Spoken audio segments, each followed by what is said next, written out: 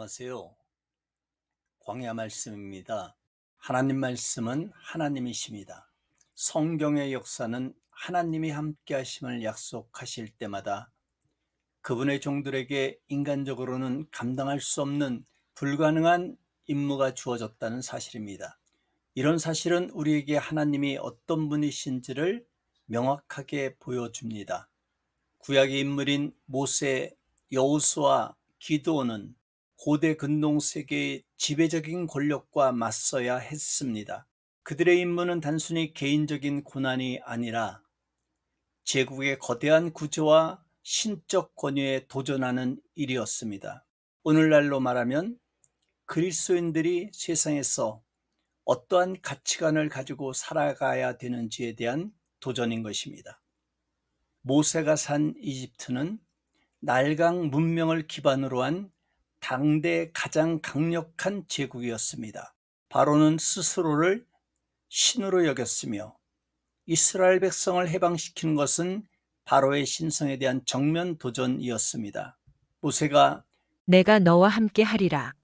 약속만 가지고 이 제국에 맞섰다는 사실은 그들의 임무가 인간의 힘이 아니라 유일하신 여호와의 강력한 임재로만 가능했습니다. 여호수아의 가나안 정복은 도시 국가들의 연합군과 안악자손 같은 거인들과의 싸움이었습니다. 여호수아에게 필요한 것은 군사적 전략 이전에 내가 모세와 함께 있었던 것 같이 너와 함께 있을 것임이라. 약속이었습니다. 여리고의 견고한 성읍들을 무너뜨리는 것은 전쟁 기술이 아니라 오직 언약의 하나님의 임재를 상징하는 언약궤를 앞세운 신앙의 행진이었습니다. 기드온은 미디안의 약탈 앞에서 숨어 지내던 연약한 존재였습니다. 미디안의 군대는 메뚜기 떼처럼 이스라엘을 황폐하게 만들었습니다. 하나님은 3만 2천 명의 군사를 300명으로 줄이셨는데 이는 승리의 영광이 하나님의 임재와 능력에 있음을 드러내기 위한 극적인 장치였습니다. 내가 반드시 너와 함께 하리라. 약속은 그 임무가 인간의 능력과는 완전히 무관한 것임을 선언합니다. 구약의 모든 이야기는 단 하나의 목적, 임마누엘, 하나님이 우리와 함께 계시다 함이라. 성취자이신 예수 그리스도의 사역입니다. 그렇다면 사도행전 10장 38절을 살펴보겠습니다.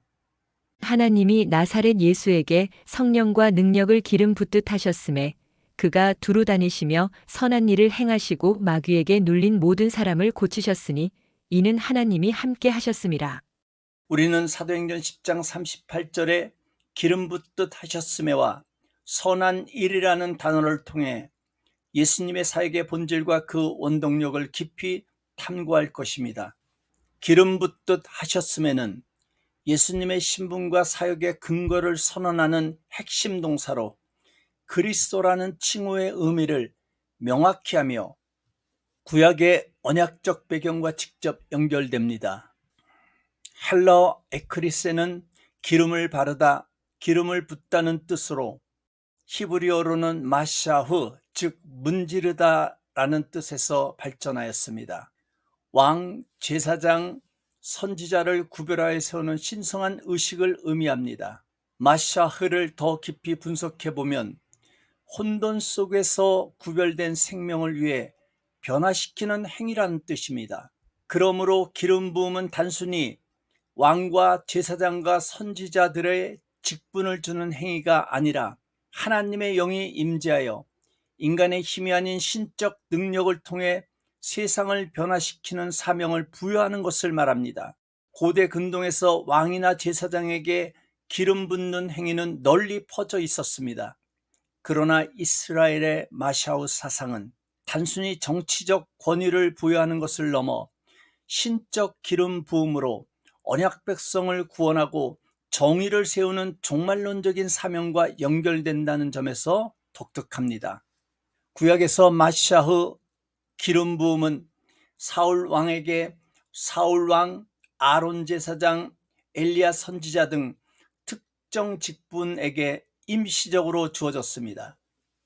그러나 신약에서 예수님은 이 세 가지 직분을 영원하고 완전하게 성취하신 궁극적인 마샤흐입니다. 사도행전 10장 38절은 예수님이 구약의 모든 기름 부음 받은 자들의 그림자를 완성하셨음을 선포합니다. 예수님의 사역의 본질을 선한 일로 압축하는 것은 단순히 도덕적 행위를 넘어 구속사적 의미를 내포합니다. 이는 악에 대항하는 선의 선포입니다. 헬라어 아가사, 선한 것들은 히브리어로는 토부, 즉 창세기 1장에서 하나님이 창조 세계를 보시기에 좋았더라. 선언하실 때 사용된 단어입니다. 이는 단순히 착하다는 도덕적 의미를 넘어 창조 질서에 부합하고 목적에 맞으며 온전하고 생명을 주는 상태를 의미합니다. 선한 일은 악한 일의 반대편에 서 있습니다. 사도행전 10장 38절에서 예수님의 선한 일은 곧 마귀에게 눌린 모든 사람을 고치신 행위로 구체화됩니다. 예수님의 선한 일은 사탄의 통치인 질병과 가난과 사망을 파괴하고 하나님의 온전한 창조 질서인 토부, 즉 생명, 치유, 자유를 회복하는 능력을 의미합니다. 1세기 유대교에서 선한 일은 계명을 지키는 일, 즉 하나님의 통치를 이 땅에 실현하는 중요한 방식이었습니다. 예수님의 사역은 이 선한 일을 단순히 율법 지키는 차원을 넘어 하나님의 나라를 능력으로 침노하고 선포하는 차원으로 끌어올리셨습니다. 창세기에서 토부는 창조의 온전함, 에덴의 상태를 나타냅니다. 그리고 타락으로 인간의 불순종으로 인해 토부가 상실되고 죄와 사망, 마귀의 억압이 들어왔습니다. 사도행전 10장 38절 예수님의 선한 일은 잃어버린 토부, 즉 하나님의 나라와 온전한 생명을 회복하는 구속사적 사역입니다. 사도행전 10장 38절에 하나님이 함께 하셨음이라는 말씀은 충격적입니다. 예수님은 영원한 하나님이셨지만 성령과 능력을 기름 부음 받은 인간 메시아로 사역하셨습니다. 이 구절은 예수님의 사역이 성육신하신 하나님이시면서 동시에 하나님의 영에 온전히 의존하신 인간으로서 이루어졌음을 보여줍니다. 이것은 구약의 영웅들, 즉 모세, 여호수아, 기드온 등이 하나님의 임재에 의존하여 불가능을 행했듯이 예수님 역시 구원 계획에 따라 하나님의 함께하심에 근거하여 사역하셨음을 보여줍니다. 예수님은 하나님과의 관계를 통해 사역하셨는데 이는 곧 구약의 모든 임재의 약속이 예수님 안에서 완성되었음을 선언합니다. 랍비 전통에서 하나님의 셰키나 즉 하나님의 임재는 이스라엘 백성과 동행하는 가장 중요한 하나님의 임재의 신앙의 근거였습니다. 미드라시는 모세가 바로 앞에 섰을 때 실제로 모세의 얼굴에서 하나님의 임재의 광채가 났다고 기록합니다.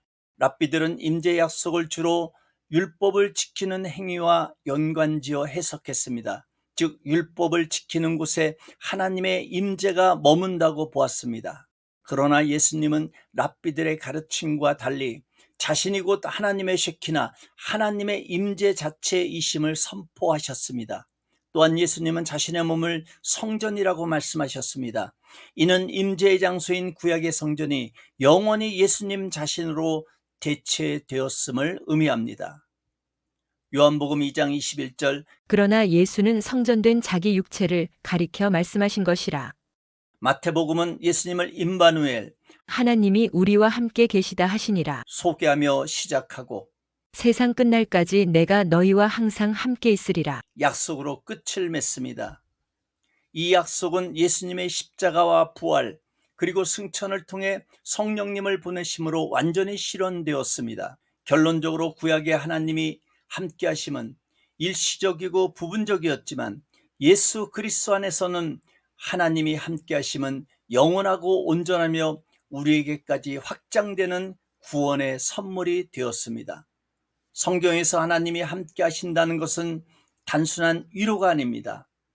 그것은 신적 능력으로 주어진 불가능한 사명을 성취할 수 있는 권세와 능력을 위임한다는 언약적 선언입니다. 모세에게는 제국으로부터의 해방이라는 불가능을, 여호수아에게는 거인들이 지키는 약속의 땅 정복이라는 불가능을, 예수님에게는 마귀의 통치인 질병, 가난, 사망을 파괴하고 하나님의 온전한 나라의 회복이라는 불가능을, 사도행전 10장 38절은 예수님의 사역의 기름 부음, 즉 구약의 메시아 사상과 하나님의 함께하심, 구약의 임재 사상의 완전한 하나임을 선포합니다. 마태복음 28장의 지상명령인 그러므로 너희는 가서 모든 민족을 제자로 삼아 가장 불가능한 임무인 동시에 내가 세상 끝날까지 너희와 항상 함께 있으리라 하시니라. 약속과 연결되는 것은 우연이 아닙니다. 예수님은 자신이 받았던 하나님의 함께하심의 권능을 이제 성령을 통해 제자들에게 확장시켜 주셨습니다. 성령님의 임재는 곧 예수 그리스도의 현존이며 이 현존이 곧 불가능을 침노할 수 있는 유일한 능력입니다. 우리의 소망은 우리의 능력이나 자원에 있지 않고 오직 함께 하시는 하나님의 임재에 있습니다. 우리가 사탄에게 눌린 자들을 고치시고 절망적인 상황에 생명을 불어넣으신 예수님처럼 살 수 있는 이유는 예수님에게 임하셨던 성령의 능력과 기름 부음이 동일하게 우리에게 주어졌기 때문입니다. 누가복음 4장 18절 주의 성령이 내게 임하셨으니 이는 가난한 자에게 복음을 전하게 하시려고 내게 기름을 부으시고 나를 보내사 포로된 자에게 자유를, 눈먼 자에게 다시 보게 함을 전파하며 눌린 자를 자유롭게 하고, 사도행전 1장 8절 오직 성령이 너희에게 임하시면 너희가 권능을 받고 예루살렘과 온 유대와 사마리아와 땅 끝까지 이르러 내 증인이 되리라 하시니라. 그러므로 우리가 주저앉아 있을 때가 아닙니다. 하나님의 임재를 깨닫고 그분과의 관계를 깊이 생각할 때 우리 앞에 놓인 개인적인 일들, 교회 사명, 선교적인 불가능한 임무를 하나님의 영광을 위해 담대히 침노할 수 있는 위치에 서게 됩니다. 우리의 소망은 임마누엘의 하나님, 예수 그리스도이십니다. 그리고 그분께서 우리 안에 계십니다. 우리는 우리 안에 계신 예수 그리스도로 세상을 넉넉히 이길 뿐만이 아니라 하나님께서 우리에게 주신 사명을 잘 감당하여서 하나님께서 기뻐하시는 하나님의 사람들이 되기를 주님의 이름으로 축복합니다. 아멘.